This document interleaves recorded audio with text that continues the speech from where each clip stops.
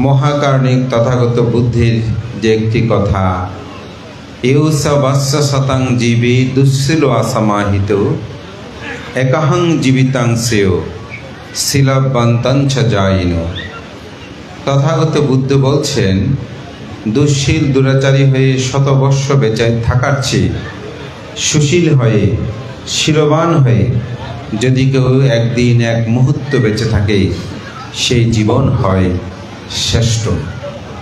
আজকে স্মৃতিমান ভিক্ষু তার একটি প্রমাণ দিলেন যে তিনি 3টি বছর, সম্ভবত তার বয়স এখন 82 বছর, 3টি বছরের জীবন আজকে মহামান্য সংঘরাজ থেকে শুরু করে এই বিপুল ভিক্ষু সংঘ, এত উপাসক উপাসিকা দায়ী দায়িকা, বিভিন্ন গ্রাম থেকে গ্রাম প্রতিনিধি এসে আজকে সকাল থেকে তাকে শ্রদ্ধা নিবেদন করেছেন। তিনি যদি ভিক্ষু না হতেন কোনোদিন এটা সম্ভব হতো না, কারণ তার এই 3টি বছরের বিশুদ্ধময় জীবন, এটি তাকে আমি মনে করি আজকে মরণের উদ্ধারের জন্য প্রস্ফুটিত করেছে। এই গ্রামে তিনি জন্মগ্রহণ করেছেন, তিনি বেড়ে উঠতেন, তার সংসার ধর্ম রচিত হয়। এই সংসার ধর্মে তাদের ঘনিষ্ঠ পুত্র, যিনি স্মৃতিইন্দ্রিয় ভিক্ষু হিসাবে সবার কাছে পরিচিত, আমরা যাকে শিপুল হিসেবে জানতাম, সেও তার তারুণ্যময় জীবনে ভিক্ষু হয়। পরবর্তী জীবন সময়ে তিনি তার সাধনপীঠ পটিয়া প্রজ্ঞাইন্দ্র অরণ্য ধ্যান কুটিরে তার পিতাকে শ্রমণ্য এবং পরে ভিক্ষু ধর্ম প্রতিষ্ঠা করে তার সান্নিধ্যে রাখেন এবং সেখানেই যথাক্রমে তার পবিত্র ভিক্ষুময় দিনেপাত করলেও একসময় তিনি অসুস্থ হয়ে পড়েন। অসুস্থ হয়ে পড়ার পর আমার বিহারে সেখানে অবস্থান করেন। এমন এক পর্যায়ে চলে যায় যে আসলে তাকে সপ্তাহে 2-3বার ডায়ালিসিস করতে হয়, তার কিডনি সমস্যা হয় এবং পরবর্তীতে একদিন পর পর করতে হয়। তো সুতরাং এই কাজটি করতে চট্টগ্রাম মহানগরীতে আসা যাওয়া এবং অ্যাম্বুলেন্স ভাড়ার বিশাল একটি ব্যয় করা সম্ভবপর নয়, যেহেতু তারা নিজেরও টাকা গহন বা স্পর্শ করেন না।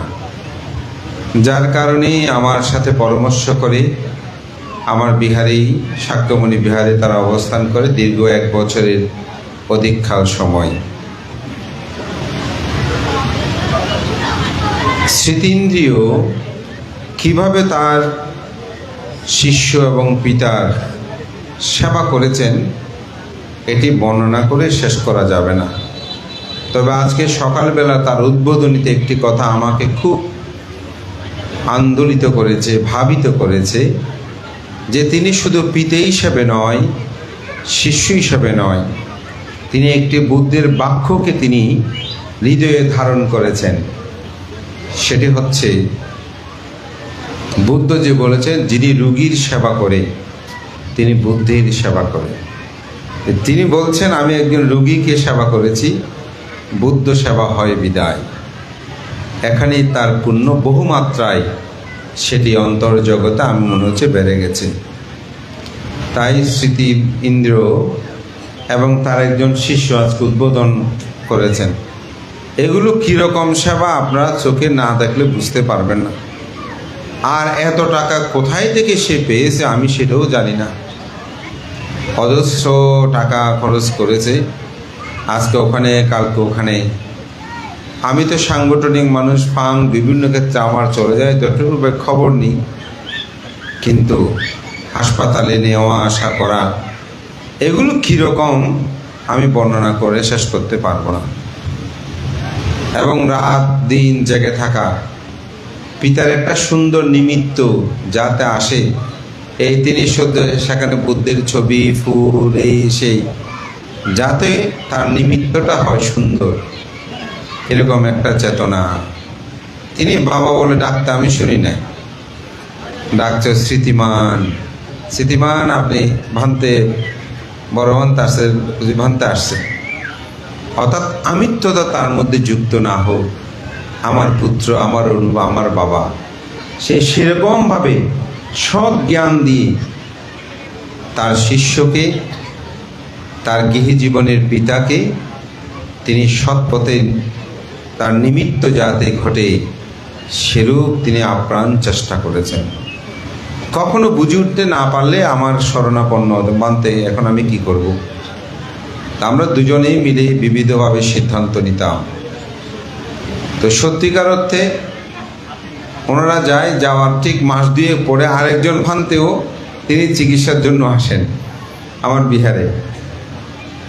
এখন স্বাভাবিক শহরের মধ্যে 2টা রুম ছেড়ে দেওয়া অনেক কঠিন। আমি আমার ভিক্ষু শ্রমণ যারা অন্তবাসী তাদেরকেও আমি ধন্যবাদ জানাই আজকে। তারাও রুম ছেড়ে দিয়ে, অনেকে বাহিরে থেকেছে, 2জন রোগীকে 2টা রুম তারা ছেড়ে দিয়েছেন। তাদেরও আমি মনে করি বলতাম তোমাদের পুণ্য হবে। তো সেভাবে তারা সেখানে অবস্থান করেছে, দিবারাত্রি পরিশ্রম করেছে। এবং তার আরেকজন পুত্র বিপুল, সেও এখানে তো কাজকর্ম করে তার জীবিকা নির্বাহ করতে হয়। এরপরেও সে মাঝে মাঝে গিয়ে যখন রোগ বেড়ে যেত, সে সেখানে দিবারাত্রি থেকে যতটুকু পেরেছে সেবা করার জন্য চেষ্টা করেছে। এবং এই পরিবারের বিশেষ করে স্মৃতিমান ভিক্ষুর গৃহী জীবনে যে ভ্রাতাবিন্দু আছে, তারাও তাদের সাধ্য অনুসারে আর্থিকভাবে তারা সহযোগিতা করেছেন। তার যে গৃহী জীবনের পুত্র যারা বিদেশে আছেন, দেশে আছেন, তারাও যথাসাধ্য অর্থাৎ পারিবারিকভাবেও তাদের সাধ্য অনুসারে দিয়েছেন। অত্যন্ত দুর্ভাগ্য, তিনিও মৃত্যুশয্যায় শায়িত। তাদের একমাত্র কন্যা জামাতা, সেও ক্লিনিকে স্ট্রোক করেছে, সেও সেখানে মৃত্যুবরণ করে। এবং সে কন্যার অর্থাৎ ওনার গৃহী জীবনের নাতি নাতনি, তারাও এসে যথার্থ সেবা করেছেন। এবং যে গ্রামে তারা অবস্থান করেছেন সে পদুয়া, সেখান থেকেও উপাসক উপাসিকা দায়িত্বে তারা আর্থিক কায়িকভাবেও তারা সহযোগিতা করেছেন। একটি কথায় আমি বলবো, সেটা হচ্ছে স্মৃতিমান ভিক্ষুর অতীত অথবা ইহজন্মে তার বহু পুণ্য আছে। এই পুণ্য পারামির কারণে তিনি সব কিছু লাভ করতে সক্ষম হয়েছে। আজকে সঙ্গরাজ বান থেকে যখন আমি বলছিলাম ওনার 3 বর্ষা বান্ধ বলতে বড় বড় মসজিদে এরকম অনুষ্ঠান হয় না, এমন করে এত বড় অনুষ্ঠান এত কিছু কিভাবে হচ্ছে। তা আমি মনে করি এটা পুণ্যই সুখের একমাত্র উৎস। আমাদের পরম সদে দীপঙ্কর বান্তে আজকে খুব সুন্দর কিছু কথা বলেছেন। তিনি গৃহীণ জীবন থাকতে স্বয়ং দান করেছেন, পিণ্ড দান করেছেন। এবং তার জীবনের অসাধারণ একটি কর্ম, সেটি হচ্ছে তিনি মৃত্যুর পূর্বে চক্ষু দান করে গেছেন। মারা যাওয়ার পর মেডিকেল থেকে এসে তার চোখের কর্নিয়াগুলো নিয়ে গেছে, 2জনকে তা প্রতিস্থাপন করে তারা পৃথিবীর আলো দেখছে। তো অমল বাবু বলেন, স্মৃতিমান ভিক্ষু বলেন, তিনি কেন বরণীয় হবে না? তার চর্মচক্ষু দিয়েও মানুষ যখন দেখছেন। তো এই সবগুলোর কারিগরকে, এই সব কিছুর কারিগর হচ্ছে স্মৃতিন্দ্রিয় ভিক্ষু শিপুল। সে যদি না হতো, চক্ষুদান কি স্মৃতিমান ভিক্ষু বা অমল বাবুর পক্ষে জানা সম্ভব হতো না। এটা আমি বলবো। এত সেবা তিনি পেতেন না, আজকে এত বরণীয় হতো না, এত ভিক্ষুর সঙ্গে এখানে সমতল বলে সবাই হতো না। তো স্মৃতি ইন্দ্রিয়, আমরা মা বাবার অনেক সময় ভাবি আমার ছেলে যদি ভিক্ষু হয়ে যায় আমাকে দেখবে কে, আমি লিখিত দিতে পারবো। ভিক্ষুটা যদি ভালো হয়, ভালো ভিক্ষু হতে হবে। ভালো ভিক্ষু যদি হয়, আপনি ভালো গৃহী হলেও আপনার ছেলে মেয়েরা যেরকম সেবা করবে না, তার চেয়ে সহস্র গুণ আপনি সেবা বলেন, শুশ্র বলেন, বেশি লাভ করবেন একজন ভিক্ষুর কাছ থেকে। কারণ বুদ্ধ ভিক্ষু সঙ্গদেরকে নির্দেশ দিয়েছেন যথাসাধ্য অনুসারে পিতামাতার সেবা করবে। সুতরাং আমি মনে করি স্মৃতি ইন্দ্রিয় ভিক্ষুর মনে কোনো দুঃখ থাকার কথা নয়। আমি সেদিন যখন সকালবেলা বন্দনা করে মৃত্যু একদিন পর আমি অষ্টবিংশতি বুদ্ধ বন্দনা করে ধূপকাঠি জ্বালিয়ে ওনার মৃতদেহ দিকে দেখতে যাব।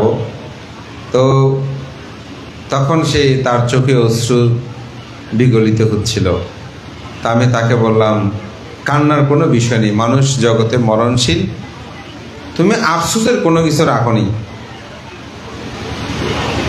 সম্ভবত 2 মাসের সময় অনবরত অক্সিজেন, আর সারা আমার ওখানে 1 বছর যা ছিল অক্সিজেন তো ক্ষণে ক্ষণে চলতো, কিন্তু শেষে মৃত্যুর 1 মাস আগে, 15 দিন আগে, প্রায় 2 মাস পর্যন্ত অক্সিজেন করছে। অক্সিজেনের টাঙ্কিগুলো দেখলে এত বড় বড় 4টা টাঙ্কি নিয়ে আসছে। আমি মাঝে মধ্যে খুব হতাশ হতাম কীভাবে, কিন্তু তার মধ্যে কোনো ক্লান্তি নাই, কোনো ধরনের মানে এত কেন করছি এ ধরনের কোনো মানসিকতা তার মধ্যে আমি দেখি নাই। তো সেজন্য তিনি ধন্য যে তার পুত্রকে বুদ্ধ শাসনে দান করার জন্য তিনি যে উদ্বুদ্ধ করতেন, তিনি যে তার আত্মীয় স্বজনকে বলতো আমার ছেলেকে বলো ভিক্ষু হয়ে যেতে, আমি মনে করি তার ফল তিনি ইহজীবনে লাভ করেছেন, মৃত্যুর পরে করতে হয় নাই, কারণ তিনি সেই সেবা পেয়েছেন। এখানে আমাদের এই উদযাপনী পরিষদের আমাদের সদস্য সচিব মাস্টার আমার অগ্রজ পলাশ বড়ুয়া, তিনি আমাকে বলছেন এগুলো কীভাবে করতেছে, আমিও তো বুঝতেছি না।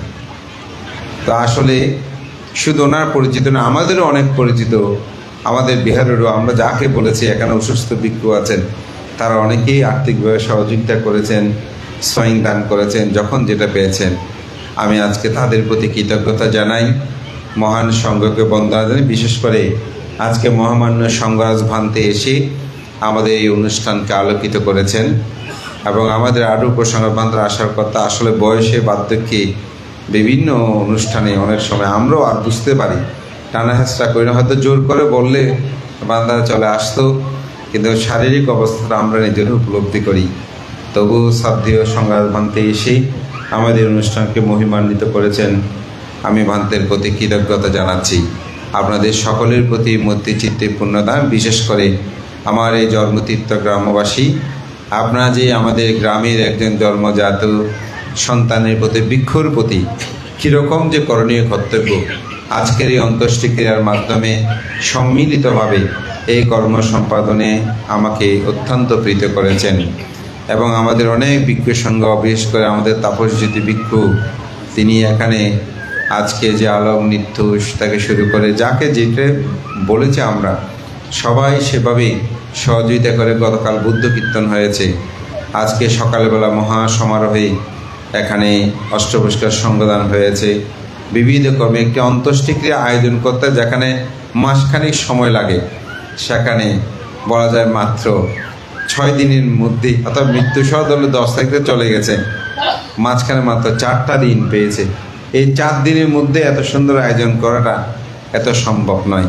গ্রামের একতা এবং সকল ভিক্ষু সংঘদের সর্বোত্তম সহযোগিতা আজকে এটাকে পূর্ণতা দিয়েছেন। আমি সবার প্রতি কৃতজ্ঞতা জানাচ্ছি। এবং আমার সে পরম কল্যাণ মিত্র, যিনি অসুস্থ হওয়ার পর বলেছিল যে না আমি আমার ভাইয়ের ভান্তের ওখানে যাব, তো তিনি আমার ওখানে অবস্থান করেছেন। ওনারা চলে আসার পরে যখন পরের দিন ওখানে উপরে গেলাম, আমার কাছে খুব শূন্য শূন্য মনে হয়।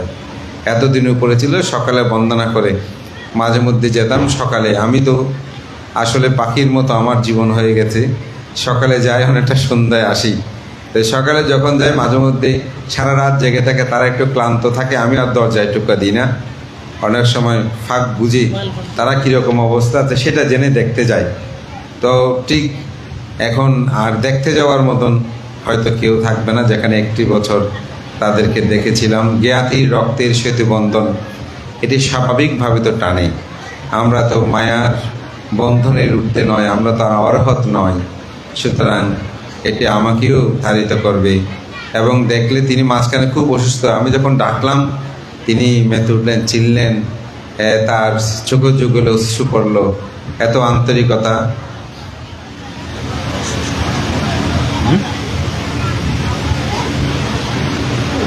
তো আমি যেটা মনে করি যে সেটা হচ্ছে সবার যে মানুষ তো মরণশীল, এটা জাগতিক সত্য, কিন্তু তবুও আমাদেরকে সুন্দর জীবন গঠনের জন্য চেষ্টা করতে হবে। বুদ্ধ এই জন্যই বলেছেন সাব্বে সাংকারা দুঃখাতি এয়াদা পাইয়া পাশ্চাতি এয়াতা নিবিন্দান্তি দুঃখে সামাগ্য বিশুদ্ধিয়া। জগতে যা কিছু সংস্কার, সমস্ত সংস্কার সমূহ দুঃখ, ইহা যখন প্রজ্ঞারূপে দর্শন করে তখন তিনি দুঃখ থেকে মুক্ত হইটাই বিশুদ্ধির পথ। বুদ্ধির জীবন দর্শনের যে শেষ কথা, যা কিছু উৎপন্ন হয় সমস্ত কিছু ক্ষয়শীল, তাই তোমরা অপ্রমাদের সহিত তোমাদের স্বীয় কর্ম সম্পাদন করো। তা আমার আহ্বান থাকবে, সবাই আপনারা জাগ্রত থাকবেন। সংসার ধর্মীয় থাকলেও যদি শীলময় গুণময় জীবন যাপন করেন, পুলকিত হবেন, আনন্দিত হবেন, ইহ জীবনেও আপনারা সুখী হবেন। পরমাদ্য মহান সংঘ বিহার উন্নয়ন কমিটির সভাপতি সম্পাদক আমার মামা রঞ্জিত বাবু সহ আমার অগ্রজ অর্থদর্শী বাবু সহ সকলেই সুন্দর পরামর্শে এবং বিশেষ করে আমার গুরুবান্তের আশীর্বাদ পুষ্ট হয়ে আমরা সকলেই সম্মিলিতভাবে গ্রামবাসী কর্ম সম্পাদনে আজকে এটা আমাদের জন্য গৌরবের, আনন্দের। এবং সদস্য সচিব পলাশ বুড়ো মহোদয়, তিনি অনেক দিন গ্রামে জন্ম হলেও দীর্ঘ সময় তিনি দক্ষিণ পূর্বাঞ্চলে অবস্থান করছেন। তিনি বলছেন আমি তো এসে অনুষ্ঠানে যোগদান করে চলে যাই, এগুলো সব ব্যবসা আমার বোঝা কঠিন, কিন্তু তবুও তিনি যেভাবে দিবারাত্রি পরিশ্রম করে অগ্রজের প্রতিও গ্রামের প্রতিও যে দায়িত্ব কর্তব্য তিনি পালন করছেন, তার জন্য আমার ব্যক্তিগত পক্ষ থেকে আশীর্বাদ জানিয়ে এবং প্রয়াত স্মৃতিমান ভিক্ষুর তার গৃহী জীবনের পরিবারবর্গ, আত্মীয় স্বজনবর্গ, তারা যেভাবে সর্বত্র সহযোগিতা করেছেন, জ্ঞাতি ধর্ম প্রতিপালন করেছেন, তার প্রতি কৃতজ্ঞ চিত্তে আশীর্বাদ জানিয়ে আজকের সবার শুভ উদ্বোধন ঘোষণা করলাম। সাধু সাধু সাধু। উপাসক উপাসিকাবৃন্দ, আমার পবিত্র, পরিশুদ্ধ, পরিশীল, গুণোত্তম ভিক্ষু সংঘ সাতকানিয়া, লোহাগড়া এবং অন্যান্য থানা থেকে আগত ভিক্ষু সংঘ এখানে উপস্থিত হয়েছেন। সবাইকে আমি স্বাগত জানাচ্ছি, অভিনন্দিত করছি এবং আমি আশীর্বাদ জানাচ্ছি। আজকে স্মৃতিমান ভিক্ষুর অন্তঃক্রিয়া আপনারা যেমন এসেছেন, আমিও এসেছি, আমার ভিক্ষু সংঘ এসেছেন। প্রধান বক্তা, প্রধান অতিথি, বিশেষ অতিথি এবং বিভিন্নভাবে যে আজকের অনুষ্ঠানে সাজানো হয়েছে যারা বক্তব্য দিবেন, সকল আগমনে আজকের স্মৃতিমান ভিক্ষুর অনুষ্ঠান অত্যন্ত মনোজ্ঞ হয়েছে। সকালবেলা থেকে এ পর্যন্ত স্মৃতিমান ভিক্ষুর অনেক গুণপনা বলা হয়েছে এবং উদ্বোধনী ভাষণ যিনি প্রদান করেছেন, আমি কি বলবো, উদ্বোধনী ভাষণের মধ্যে আজকের স্মৃতিমানের অন্তঃক্রিয়ার পরিস্থিতি, পরিবেশ এবং বিভিন্নভাবে উনি উল্লেখ করেছেন। সুতরাং অনেক কিছু জানার আছে। অতএব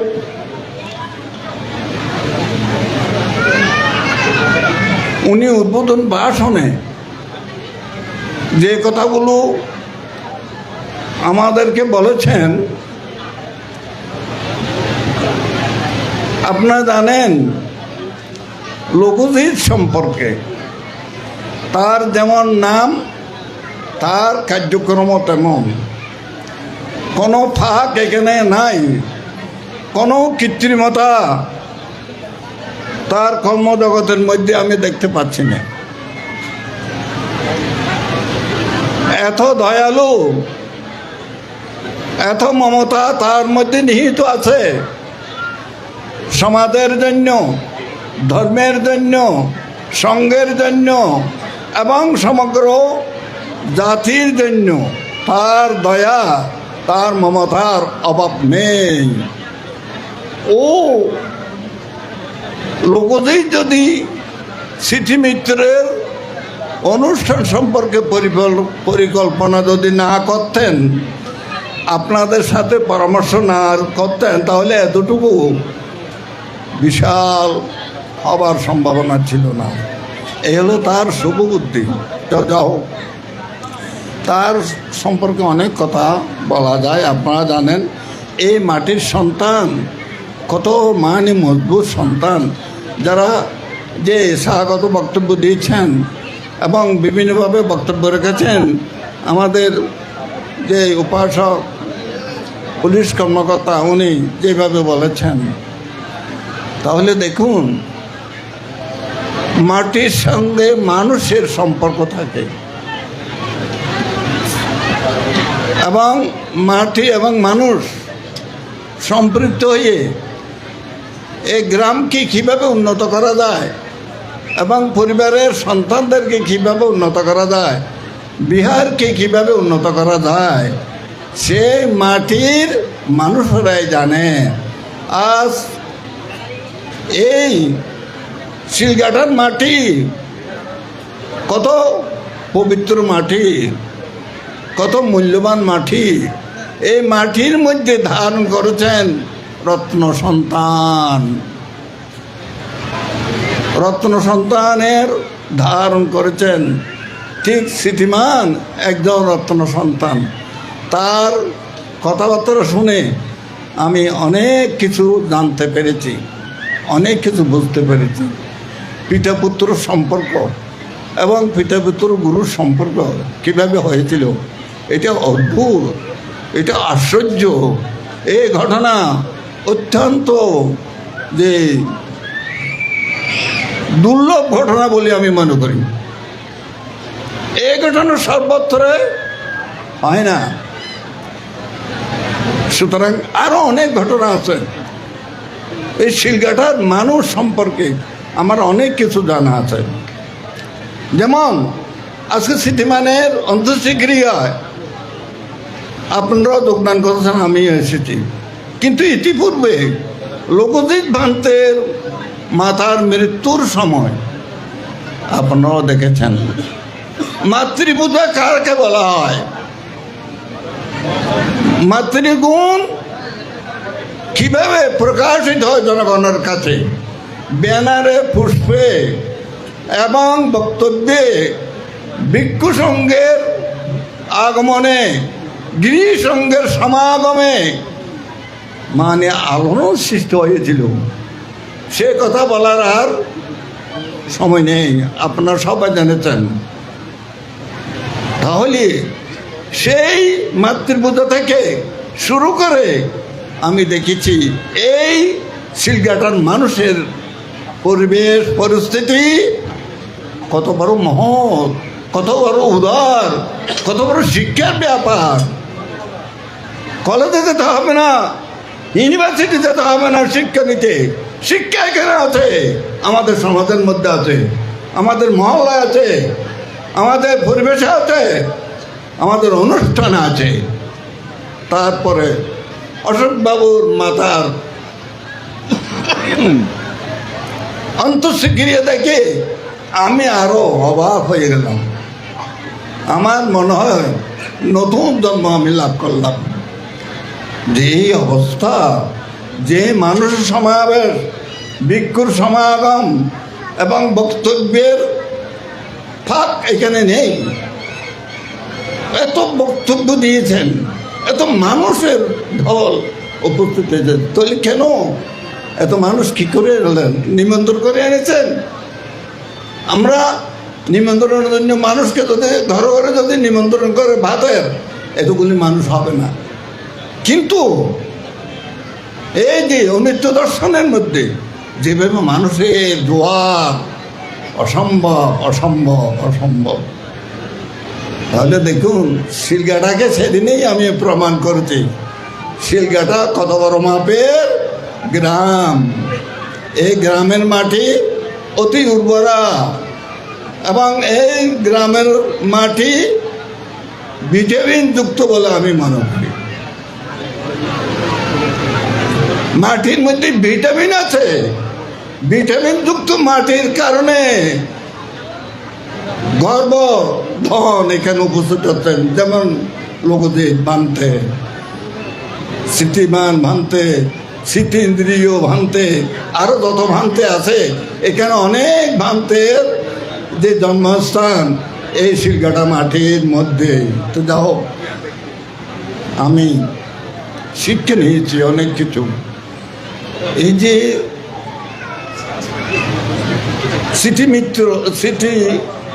স্মৃতিমান ভিক্ষু আর তার সন্তান, তারা ভিটা পুত্রের মধ্যে কীরকম গুরু শিষ্য হয়ে গেল, সে ব্যাখ্যা আমাদের যে সঞ্চালক মহোদয় বলেছেন, এবং আমাদের কর্মকর্তা, পুলিশ কর্মকর্তা বলেছেন, এবং আমাদের বক্তব্য দিয়েছেন, আমাদের অর্থদর্শী বলেছেন, আমাদের উপাসক বলেছেন, সবাই বলেছেন একটা অনন্য দৃষ্টান্ত সমাজের মধ্যে।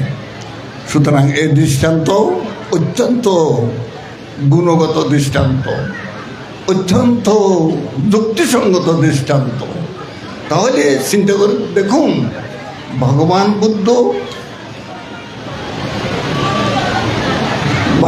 বুদ্ধ ছিলেন শুদ্ধ রাজার পুত্র না?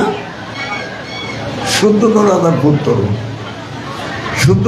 পুত্র যে সিদ্ধার্থ কুমার জন্মগ্রহণ করে, এবং কি করেছে না করেছে সেটা আমি বলতে চাই না, সময় অভাব। লাস্টে ভগবান সিদ্ধার্থ কুমার বুদ্ধত্ব লাভ করে। কেমন? বুদ্ধ হয়েছেন। বুদ্ধ হওয়ার পর তখন তিনি কোনো এক সময় তার পিতৃরাজ্যে কবিরা বস্তুতে যাওয়ার জন্য প্রস্তুতি গ্রহণ করছেন। সুতরাং উনি 20,000 ভিক্ষু সঙ্গ নিয়ে কপিলা বস্তু গমন করেছেন ফাল্গুনী পূর্ণিমা। এ কথাটা আপনারা সবাই জানেন, বিস্তারিত বলবো না। তাহলে দেখুন, তখনও রাজা শুদ্ধোধন বুদ্ধকে চিনে না নাই, দেখেনও নাই, এবং বুদ্ধের মতবাদও উনি গ্রহণ করেন নাই। তখন বুদ্ধ কীভাবে এই পিঠাকে আকর্ষণ করেছেন, মন আকর্ষণ করেছেন, মনোযোগ দিয়ে বুদ্ধের কথা শ্রবণ করে সিদ্ধার্থ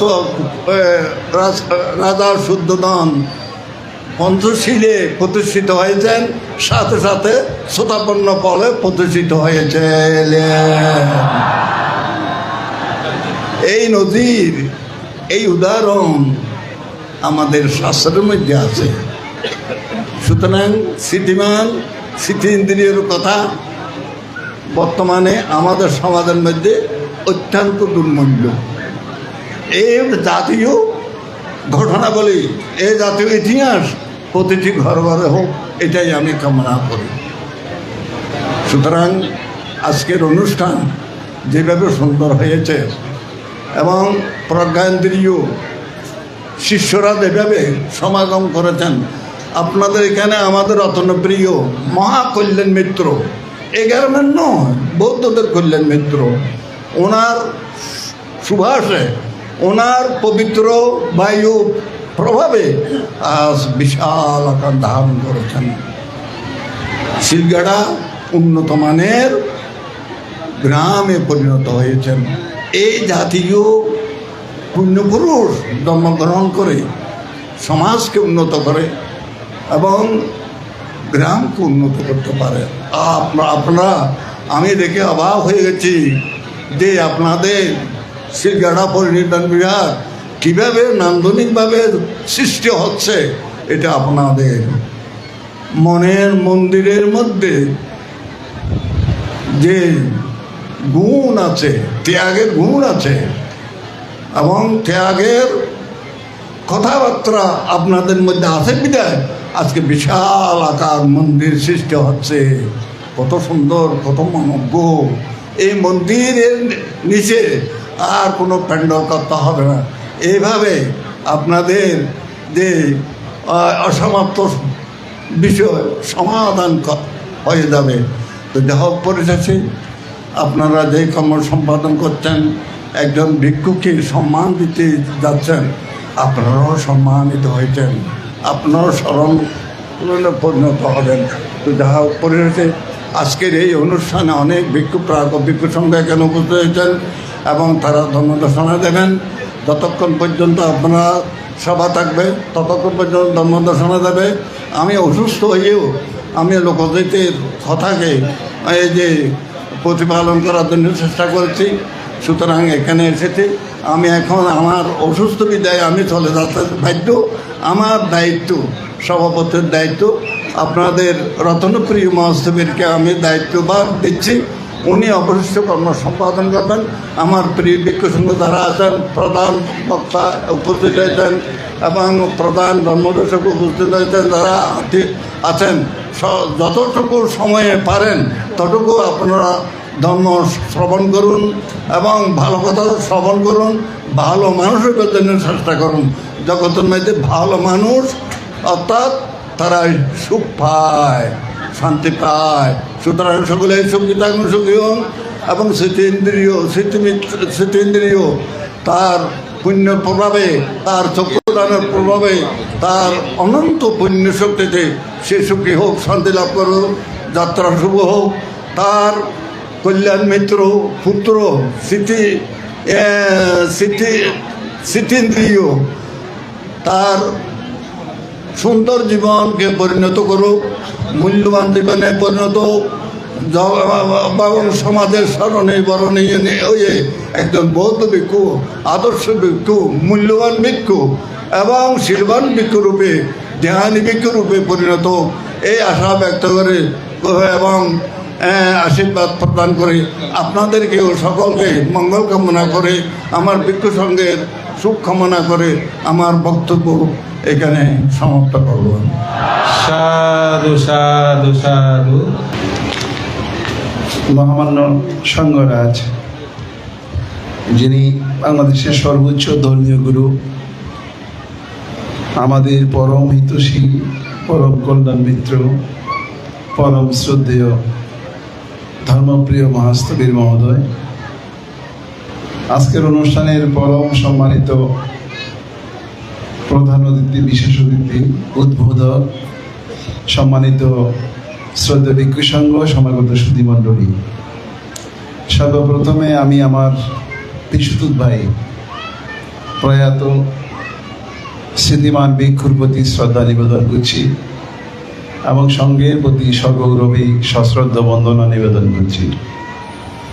স্মৃতিমান ভিক্ষু আমার পিসি শাখা শিকা বড়ুয়ার প্রথম সন্তান এবং সর্বাগ্রে বলতে গেলে তার মণি বড়ুয়া, যিনি তার প্রথম সন্তান, দ্বিতীয় সন্তান অমল বড়ুয়া, তৃতীয় সন্তান নির্মল বড়ুয়া ইন্ডিয়াতে মারা গেছেন, চতুর্থ সন্তান কমল বড়ুয়া, পঞ্চম সন্তান সাগর বড়ুয়া, ষষ্ঠ সন্তান পলাশ এবং সপ্তম সন্তান অরূপ বড়ুয়া এবং স্বরূপ বড়ুয়া। তাদের 7 ভাই 1 বোন। আমরা 6 জনকে খুব কাছে পেয়েছি। একজন যে ছিল ভারতে, নির্মল বড়ুয়া, ছোটকালেই চলে গেছে, তাকে সেখানেই সে প্রয়াণ করেছে, তাকে দেখার সৌভাগ্য হয়নি। অমল দা ব্যক্তিগত জীবনে অত্যন্ত সংসার ধর্মে প্রহীন হয়েছিলেন এবং তার সংসার যাত্রায় শুরু করেছিল। তার প্রথম পুত্র উত্তম বড়ুয়া, যাকে বান্ডিয়া বলা হতো, সেও সংসার ধর্ম করেছে এবং পরবর্তী সময়ে সে মৃত্যুবরণ করেছে। আমার দাদা মানসিক খুব কষ্ট হয়েছিল। পরবর্তীকালে আমরা দেখি যে তিনি আবার পবিত্র তার জীবনের শেষ দিবসে, শেষ দিনগুলোতে তিনি পবিত্র ভিক্ষু জীবন লাভ করেছেন। এবং ভিক্ষু জীবন লাভ করে প্রায় 2 বছরের কাছাকাছি কাল তিনি আমাদের পরম শ্রদ্ধেয় এস লোকজিৎ মহাতারুর সান্নিধ্যে কাটিয়েছেন। বিশেষত সেবার জন্য, শুশ্রূষার জন্য তিনি সেখানেই কেটেছেন।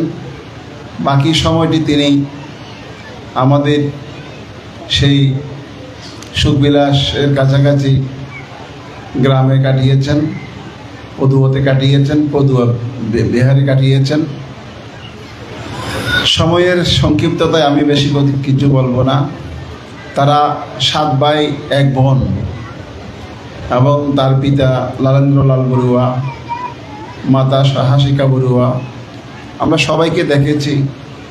আমার মেসো যিনি লালেন্দ্রলাল বড়ুয়া, তিনি অত্যন্ত সাহসী, সৎসুলভ আচরণ করতেন এবং এক কথায় বলা চলে তিনি একজন উৎসবমুখর মানুষ ছিল।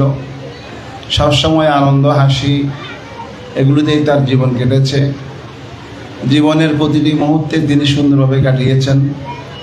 তারা প্রয়াণ হলেও পরবর্তীতে এই 7 ভাইয়ের মধ্যে নির্মলদা আগে চলে গেলেও পরবর্তীতে আজকে অমলদাকে আমরা হারিয়েছি। এই অমলদা স্মৃতিমান ভিক্ষু, তিনি তার পবিত্র জীবনে, সুন্দর জীবনে কাটিয়েছেন। আমাদের শ্রদ্ধেয় প্রজ্ঞান্দ্রীয় ভান্তে যখন বাংলাদেশের এই অত্যন্ত প্রাচীন একটি জনপদে সধর্ম প্রচার করছিলেন, তখনও এই অঞ্চলের বেশ কিছু মানুষ সধর্মে বলিয়ান হয়ে, সদ্ধর্মে মহিয়ান হয়ে তারা এগিয়ে এসেছেন। তন্মধ্যে আমার শ্রদ্ধেয় অমলদা একজন, এবং তিনি সেখানে সেবা করতেন, শুশ্রূষা করতেন, প্রায়শ খবর নিতেন এবং পরবর্তী সময়ে তার ওই সান্নিধ্যে তিনি এই পবিত্র ভিক্ষু জীবন গ্রহণ করেন। ভিক্ষু জীবন গ্রহণ করেই তার সুন্দর জীবনটি তিনি প্রতিষ্ঠা করতে চেয়েছেন এবং তার মানবিক দৃষ্টিকোণ থেকে তার পুত্র অনেক আগেই ভিক্ষু হয়ে গেছেন, তার বাগিনা অনেক আগেই ভিক্ষু হয়েছেন। অনেকেই এই শাসন সদ্ধর্মকে ভালোবেসে বৌদ্ধ ধর্ম দর্শনকে আপন মনে করে, নিজের মনে করে তারা গ্রহণ করি, সর্ব সংসার ত্যাগ করে পরমানন্দ লাভ করেছিলেন। আমাদের পরম শ্রদ্ধেয় অমলবাবু সেই পথ অনুসরণ করে তিনি পরবর্তী জীবনে সেই পথে গিয়েছেন এবং সেই পথকে তিনি সুন্দরভাবে কাটিয়ে দিয়েছেন। জীবনের প্রতিটি মুহূর্ত আমাদের জন্য মূল্যবান। তথাগত বুদ্ধ বলেন, ও সবসংসতং দদি দুঃশীল অসমাহিত একাহং জীবিতং সিয়া শীলবন্তস্য জায়িন। কারো জীবন যদি শত সহস্র বছর দুঃশীল, দুরাচার জীবন হয়, সেই জীবন থেকে যেই জীবন সুন্দর, মনোজ্ঞ এবং সেই আলোর পথের দিশারি, সত্য পথের অনুসারী, সেই পথ অনুসরণ করলে সেই পথ হয় মহিয়ান। তা আমি মনে করি আমার শ্রদ্ধেয় অমলদা, যিনি স্মৃতিমান ভিক্ষু, তিনি তার জীবনের সংক্ষিপ্ত পরিসরে হলেও তার পবিত্র জীবন গঠনের মধ্য দিয়ে তিনি নিজেকে মহিয়ান করেছেন, তিনি শ্রেষ্ঠত্ব প্রতিপাদন করেছেন। তার পুত্র, যিনি ভিক্ষু পুত্র, তিনি কিন্তু অনেক কষ্ট করেছেন, অনেক সেবা দিয়েছেন, অনেক সম্মান করেছেন। যদিও বয়সে তিনি অনেক বড়, কিন্তু বয়সের ধার ধারেনি পিতার স্নেহ, পিতার অপৈত্য ভালোবাসা, পিতার অপরিসীম প্রেম তাকে কিন্তু সত্যের পথে, আলোর পথে এগিয়ে দিয়েছেন। তিনি বিহার ত্যাগ করে সেই চাঙ্গাও বিহারে অবস্থান করে ভান্তের সেবা করেছেন, সার্বক্ষণিক সেবা করেছেন। যেই সেবা তুলনাহীন, যে সেবা আমরা কারো পক্ষে গৃহজীবনে থাকলে করা সম্ভব হতো না। গৃহজীবনে না ছিল বলেই তার জীবন তিনি এমনভাবে প্রতিটি মুহূর্তে তার পিতাকে দর্শন করেছেন, পিতার সেবা শুশ্রূষা করেছেন, পিতার সাহায্য নিয়েছেন।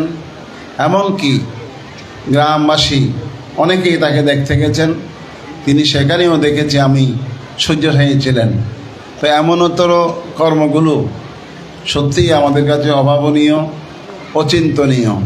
পরম শ্রদ্ধেয় শ্লোকজিৎ মাহাতেরও যদিও তার পিসুত ভাই হয়, তথাপি চন্দ্রগাঁও শাক্যমুনি বিহারী তার অবস্থান করতে দিয়ে, তার সেবা করতে দিয়ে, তার শুশ্রূষা করতে দিয়ে আজকে যে 2টি বছর তিনি ধ্যান সমাধির আসল পরীক্ষায় উত্তীর্ণ হয়েছে, সেটি অভাবনীয়, অচিন্তনীয়। তো আমি কথা বাড়াবো না। এরকম মহাপুরুষ, সত্য পুরুষ, সত্য সাধনা সকলের পক্ষে সম্ভব নয়। যারা পূর্বজন্মার্জিত কুশল ধর্মের সংস্কার থাকে, ইহজন্মের প্রচেষ্টা থাকে, তারা সত্যিকার অর্থে নিজেকে মানুষ রূপে প্রতিষ্ঠা করতে পারে। তো আমার শ্রদ্ধেয় দাদা অমলকান্তি বড়ুয়া, যিনি সাধন স্মৃতিমান ভিক্ষু হয়ে 3টি বছর অতি সুন্দরভাবে স্থাপন করেছেন, নিজেকে প্রতিষ্ঠা করেছেন, সত্য ধর্মের প্রতিষ্ঠা করেছেন, সত্যের আলোকে নিজেকে উদ্ভাসিত করেছেন, সেটি অভাবনীয়। আপনারা সারা জীবন মনে রাখবেন, আপনার সমস্ত জীবনের মধ্যে সে জীবন শ্রেষ্ঠ, যে জীবন আপনার অষ্টশীলধারী হয়, যে জীবন শীলবান হয়, যে জীবন শীলবন্তস্য জায়িনু। শীলবানের জীবন অতি মহত্তম, অতি মহত্তম। আপনারা সবাই শীল সাধনা করবেন। শীলের সাধনায় আত্মনিয়োগ করে নিজেকে দুর্লভ জীবনে মহিমান্বিত করবেন, তাহলেই সে জীবন সার্থক হবে। আমি আর কথা বাড়াচ্ছি না। আমার দাদার জীবনে অনেক কিছু করেছে, কিন্তু তার জীবনের শেষ পরিধিতে তিনি যা করেছেন তা অনন্য, তা দেখিয়ে দিয়েছেন অনন্য। তিনি শিক্ষা দিয়েছেন জগৎকে যে সত্যের পথে, আলোর পথে, বিকাশের পথে আমাদেরকে এগিয়ে যেতে হবে। আমি আর কথা বাড়াচ্ছি না। আমার দাদার মতো আমরা সবাই সত্যবাদী হই, আদর্শবাদী হই, জ্ঞানবাদী হই, এবং আমরা যেন সত্যের অন্বেষণে জীবন অতিবাহিত করি। সকলের মঙ্গল হোক, সকলের কল্যাণ হোক। তার পুত্রগণ উত্তম বড়ুয়া এবং অন্যান্য পুত্র যারা আছে, তারা সকলেই তার মাকে দেখবে, মায়ের প্রতি ভালোবাসা প্রদান করবে, মাকে স্নেহ করবে। অনুরূপভাবে তার পরিবার, তার সমাজ, তার দেশবাসী সবাই তাদের সাথে এগিয়ে আসবে। তার ভাই পলাশ দা যদিও আমাদের দেশের বাইরে অবস্থান করছে, অর্থাৎ এক কথায় গ্রামের বাইরে অবস্থান করছে, তথাপি তিনি সার্বক্ষণিকভাবে গ্রামের প্রতি নজর রাখবেন, ভাই বোনদের, ভাই বোনদের প্রতি কর্তব্য পালন করবেন এবং যথাসাধ্য তাদেরকে মানুষের মতো মানুষ হওয়ার জন্য অনুপ্রেরণা দান করবেন। পরিশেষে পরমারাধ্য স্মৃতিমান ভিক্ষুর পারলৌকিক শান্তি কামনা করছি। এবং আপনারা যারা এসেছেন, আপনারা যারা কর্তব্যক্রমে সুস্থির হয়ে এই কর্ম সম্পাদনে এগিয়ে এসেছেন, সবাইকে আন্তরিক স্বচ্ছন্দ বন্দনা, অভিবাদন এবং কৃতজ্ঞতা জানিয়ে আমার বক্তৃতা আমি এখানে শেষ করছি। জগতের সকল প্রাণী সুখী হোক।